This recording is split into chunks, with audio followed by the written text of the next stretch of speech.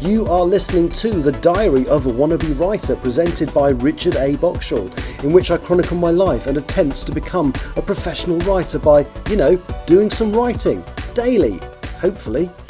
Hello, you are listening to The Diary of a Wannabe Writer, and today is one of those non-specific episodes where I'm just doing a bit of a review of the year. And I'm going to talk about music on this occasion because I have talked a lot about music over the year. It's one of the things I'm quite passionate about, and I should say. And one of the things you will have heard me talk about on a regular basis is how passionate I am that British artists should be listened to more by British listeners. That's not to say there isn't room in the world for foreign artists and people not from the UK. I love quite a lot of the music that's come out this year. But one of the interesting things that Spotify have done this year, which I've never heard them do before, is a little 5-minute podcast. So you can go onto Spotify and two presenters created by AI will talk to you about your year in music. Now, it's actually really fascinating, and actually there's hardly any glitches. I'm going to play, it's just under 5 minutes long, I'm going to play you the Spotify music rap podcast for the year, and apart from cocking up one of the, they seem to have a bit of a pause and a bit of a problem with saying the name Chapel Roan, and they struggle with a Pet Shop Boys album title nonetheless. So anyway, here is what Spotify thinks my taste in music is, and I shall be back to correct it immediately afterwards. Hello, Andrew, and welcome. Welcome to your 2024 Spotify Wrapped Deep Dive. We're your hosts, visiting from Google's Notebook LM, here to, really unwrap your year in music. 89,936 minutes of listening time. Wow. That's incredible. You're in the top 1% of Spotify listeners worldwide. That's amazing, Andrew. I mean, you're basically living on Spotify. You are. And your most musical day. Ooh, I want to know this. August 30th, 2024. Okay, I'm intrigued. 11,188 minutes. That's wild. I wonder what you were doing that day, Andrew. That is a lot of music. A lot of music. So, Andrew.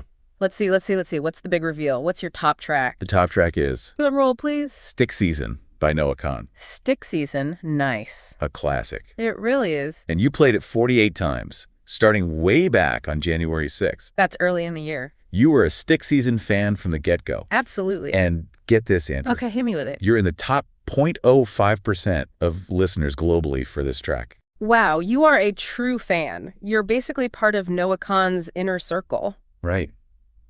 You should definitely share that fun fact with your friends, Andrew. Yeah, that's a really cool one. Totally. Okay, so let's move on to your top artist. Ooh, yes, the top artist reveal. And it's none other than the legendary Pet Shop Boys. Amazing.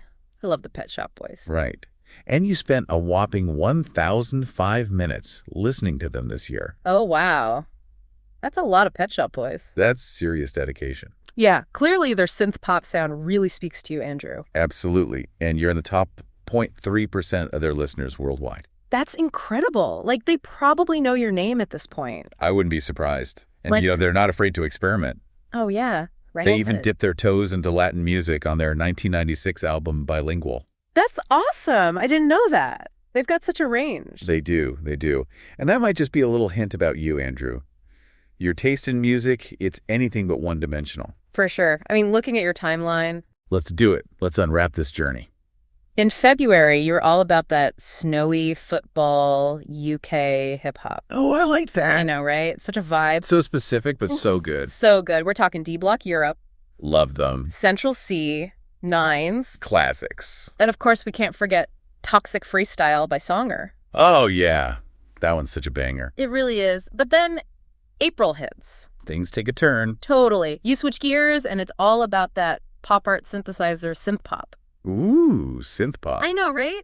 The Pet Shop Boys are back in full force. Makes sense. Your top artist. Exactly. And we see some orchestral maneuvers in the dark. Nice. Some Bronski beat. Great choices, Andrew. Absolutely. And it's interesting. April is also when Pet Shop Boys released 2 albums, Dancing Star and Nice 3, nonetheless. I wonder if those new releases had anything to do with their sudden resurgence in your April playlist. Maybe you're, rocking out to those fresh tracks. That would make sense. Or maybe you caught a live show. Ooh, a live show. That'd be amazing. Yeah. I'd love to see them live. Me too. They put on such an incredible show. For sure. But then August rolls around. What happens in August? August is when things get really interesting, Andrew. Ooh, tell me more. It's like you hit the refresh button on your musical journey. Okay, I'm ready for this twist.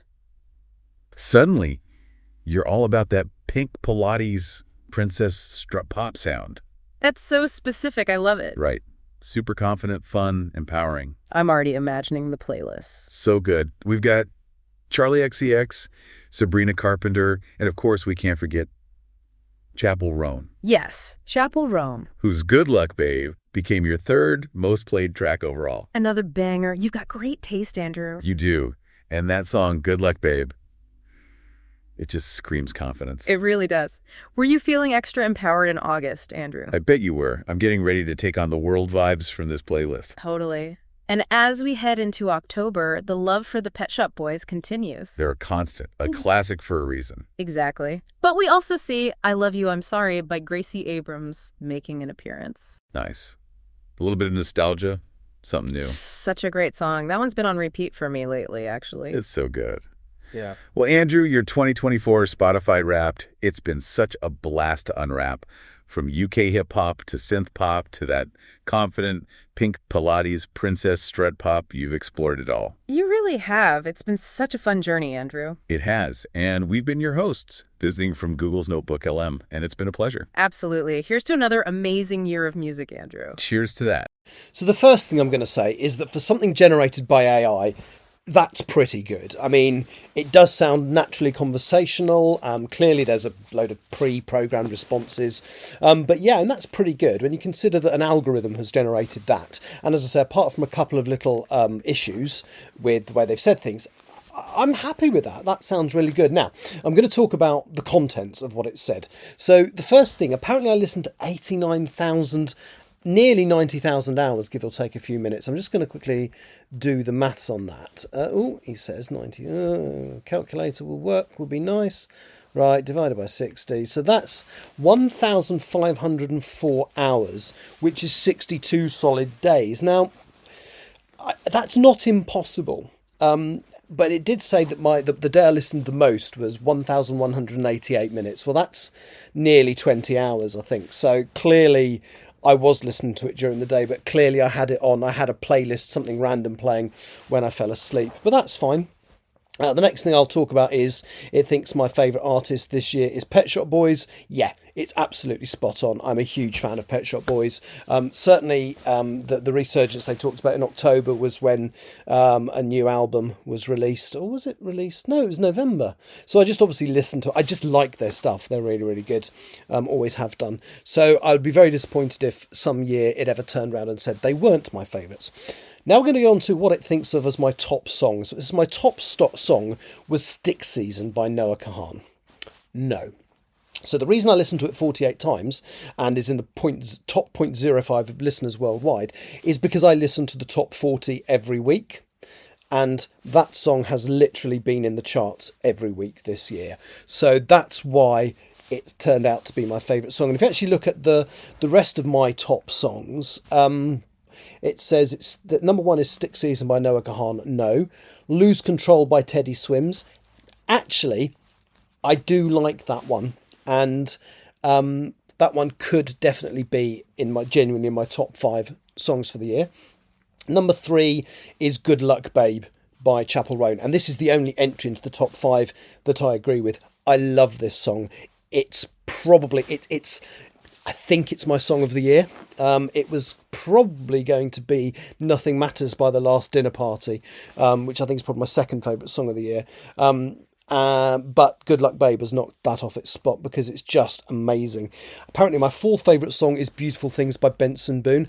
I don't hate Benson Boone. I've listened to a lot of him this year because, again, he's had 2 tracks in the chart for most of the year. So, yeah. And then the final one is Too Sweet by Hosier. Now, the reason that's in there is because not only do I listen to the British Top 40, I listen to a British artist Top 40 that I compile myself. And that particular track has been in both of those charts for most of the year. So that's probably why. Now, it's talking about podcasts. I'll very quickly talk about these. It says here, Risk XFM is my top podcast, and it's probably true that I found a podcast basically that's got all the old Ricky Gervais shows on it, and I have listened to them this year. I haven't listened to all of it because there's it's like a complete history of Ricky Gervais on the radio with Carl Pilkington, so it includes all of the shows they did for XFM, not just the podcasts. I haven't listened to all of them, but I haven't listened to some. Second, absolutely, Richard Herring's Leicester Square Theatre podcast is my favourite podcast. I listen to it loads. I've actually attended a couple of live recordings this year. It's excellent. Third is Kermode and Mayer's Extra Takes. I've gotten out the habit of listening to this. So one of my roundups at the end of the year would normally be my year in movies, but I haven't really had one because I haven't been to the cinema. I haven't been listening to the podcast, even though I pay to subscribe to it. Yeah, the next one list is I Don't Know About That by Jim Jeffries. I think that's either stopped now or certainly reduced its output significantly. Yeah, I like it, but it's not my favourite. And then there's Ambridge on the Couch, which is an Archers podcast. I'm so far behind on the Archers, and I stopped. No, I carried on listening to that one, but yeah, it's not my favourite. Right, apparently it talked about me liking in February D Block Europe, Central C and Nines. No, they were in the top 40. I can't bear most of that music. But then in February, in April, it said it was my pop art synthesizer, synth pop month.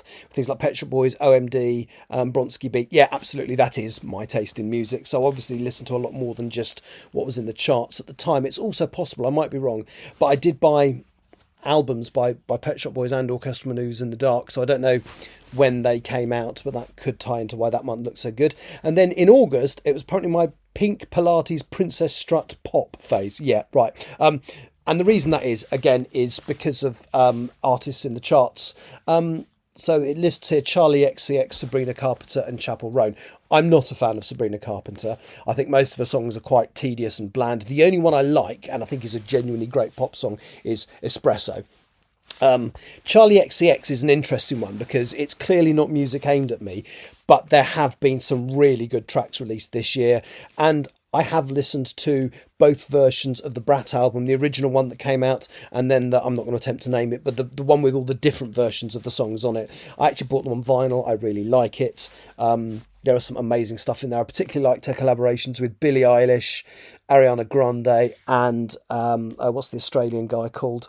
It'll come back to me. Troye Sivan. So I would argue that bit, the Charlie XCX, Sabrina Carpenter and Chapel Roan is correct. But yes, my top artist is absolutely Pet Shop Boys. My top three artists, according to this, in terms of what I've listened to this year, this is going to upset me. So 1, Pet Shop Boys, fair enough. 2, Charlie XCX. I have listened to a lot of her. I've listened to the albums. So I wouldn't say she's my second favourite artist I've listened to this year, but definitely would be one I've listened to a lot out of choice. Third is Sabrina Carpenter. That's purely because she dominated the charts. There was a point in the chart where I think she had, I think the top 4, 3 of them were her songs, and it went on like that for quite a while. Not a huge fan. As I say, I like Espresso, but not most of the others. Number 4 of my top artists, Chapel Roan. Absolutely, I love practically every single that she's released. I particularly like Good Luck Babe, the new one. I bought the album on vinyl. I absolutely love it. And then 5th, and I'm not quite sure how this happened, apparently is Taylor Swift. Now, I'm not one of these rabidly anti-Taylor Swift people.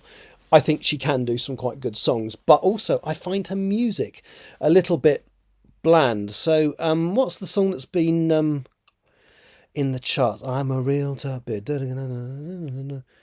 I Can Do It With a Broken Heart, maybe it's called. Sorry, to go forward notes. I think that's a good song, but I don't think the music's very good. And there's other stuff of hers that I've liked, but she definitely isn't a top artist of mine at all.